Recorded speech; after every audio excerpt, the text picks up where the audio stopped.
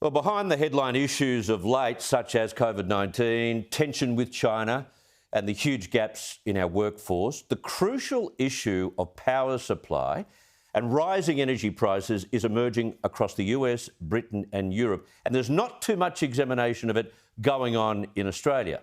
We need to keep our eye on all of this, given our complicit decision to join most of the rest of the world in committing to a net zero emissions target. Today, economist Judith Sloan in the Australian newspaper exposed the folly of an over-reliance on renewables to power entire nations. What is tripping up those other key regions of the world is this blind religion of renewables. And it's a valuable lesson we should start learning in Australia. Judith Sloan joins us right now. Judith, I must say Happy New Year to you. Good to have you on the program. Same to you, Chris. Explain to us what's been happening to power prices across Europe. Well, I think it would be fair to say that they're exploding. So the electricity price in Europe, for example, is now as high as it has ever been. And we're seeing two important bits to the story. So we're seeing wholesale electricity prices, which in the end get translated to household prices, but there's a bit of a lag there. But also in particular gas prices. So what we call natural gas, the prices are now, 3, 4 and sometimes 5 times higher than they were 18 months ago. So there is a really big story there about gas prices. And what's happening is that a lot of gas-intensive manufacturing is either being wound back or shut completely. So I'll give you an example. All the Alcoa aluminium plants in Spain have now been shut down for the next 2 years because of high gas prices. So all of a sudden you've got this extra cost burden on not just consumer power prices, but every layer of industry and manufacturing.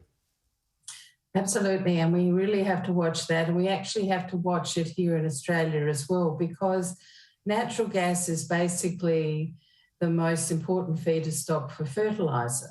So fertilizer prices are going up, and so what happens is fertilizer prices go up, supply actually is an issue, and so food prices go up. And so I make the point in the article that there are some important aspects to this. And one of them is that this is feeding inflationary pressures and also cost of living pressures, which, as you know, you talked about it just then. I mean, it's sort of political dynamite. Which we can least afford in Australia. Tell us the story about what's happening with nuclear power plants in California and Germany. Why are they switching them off, and what will be the result? Well, you tell me, actually. Quite some time ago, Angela Merkel, who is after all a scientist, made the amazing decision to basically shut down all nuclear power plants in Germany.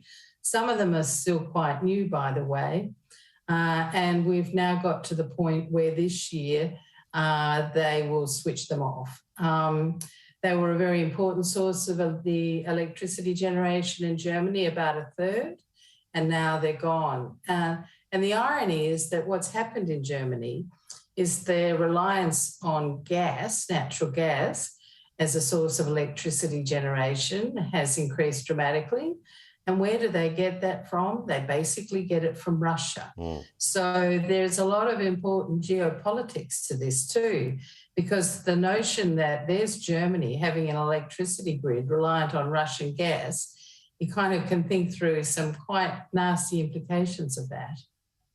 And yet in Britain, I get the sense that the Johnson government is starting to wake up to the fact that they don't have backup baseload power, and they had that terrible gap where they couldn't get, windmills to spin because there was no wind for several months in Britain, just when we had COP26 going on. And now they're trying to change funding laws for the future build of modular nuclear reactors. Am I right? Yes, so there has been a relative wind drought, believe it or not, something like that does exist. And so there was a wind drought right through the UK and indeed Northern Europe. And so that was really creating problems because the turbines weren't generating the power that they were expecting. Yes, look, I think the story about nuclear is interesting. The UK and even France just sort of, prevaricated about nuclear, didn't do the right thing. The POMs had decided that they would have no government funding for nuclear power, but of course they had government funding for the turbines and other renewable energy. Yeah. They're even going to have, I think, hilariously, a solar farm outside London. That'll work well, I'm sure. So now you're right to say that there has been a real change of thinking on the future of nuclear. But here's the problem, Chris.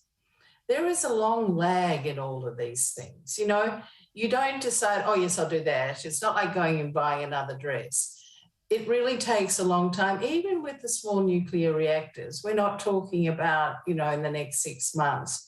And so it really has been a terrible tragedy, I think, energy policy, because there was a naivety that you could build more turbines, which was really what happened mainly in Northern Europe and the UK, and that would sort out a lot of problems. But of course, what has become very obvious is that without affordable baseload power, you can end up in real strife as we are now, as those countries are now. A big lesson for Australia, and it'll take me a very long time to buy a dress, Judith, but thank you very much for making the point. Why not? Thank you very much for your time.